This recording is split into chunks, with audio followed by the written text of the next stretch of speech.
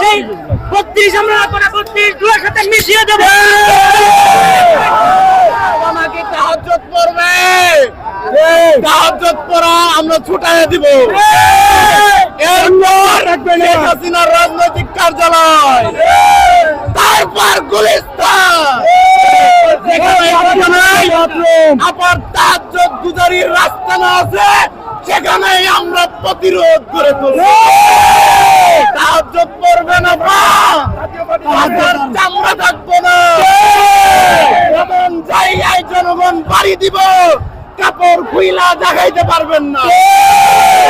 মনে আছে, ভুইলা গেছেন, বাঁশের লাঠির বাড়ির চুটে দেশ ছাইরা পালাইছেন। আবার স্বপ্ন দেখেন বাংলাদেশে আইসা তাহাজ্জুদ পড়বেন, তাহাজ্জুদ আপনার ছুটায় দিবে।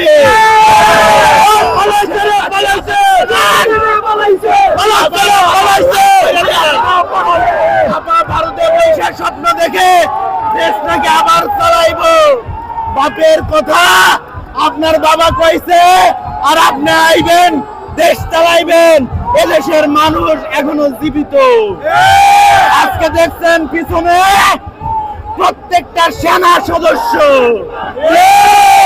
তার অন্তরে 24-এর গণহত্যার যে আগুন, সেই আগুন দাউ দাউ করে জ্বলতাছে।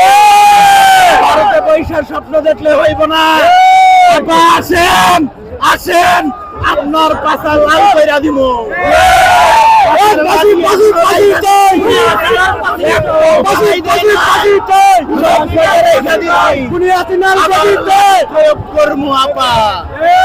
আওয়ামী লীগের যারা স্বপ্ন দেখতেছেন বাংলাদেশে আবার আসবেন, ঘরতে বৈশাখ কর্মসূচি দেন, কর্মসূচি ছুটাই দিব। রাস্তায় আসেন, বাসের লাঠি রেডি আছে।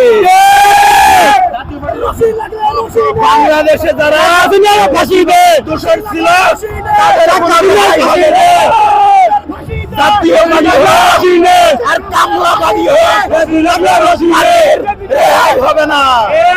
আমরা এক এবং অভিন্ন ঐক্যবদ্ধ আছি, ঐক্যবদ্ধ থাকবো। আবার কোনো ঠাই হবে না, কোনো ঠাই হবে না। আওয়ামী লীগের দিন শেষ, ছাত্র সমাজ বাংলাদেশ। আওয়ামী লীগের যারা সহযোগী আছে তারা সতর্ক হয়ে যান। সরকারি চাকরি করবেন আর আবার সহযোগী হয়ে লিফলেট বিতরণ করবেন। সেই লিফলেট জায়গা মতো দিয়া দিব।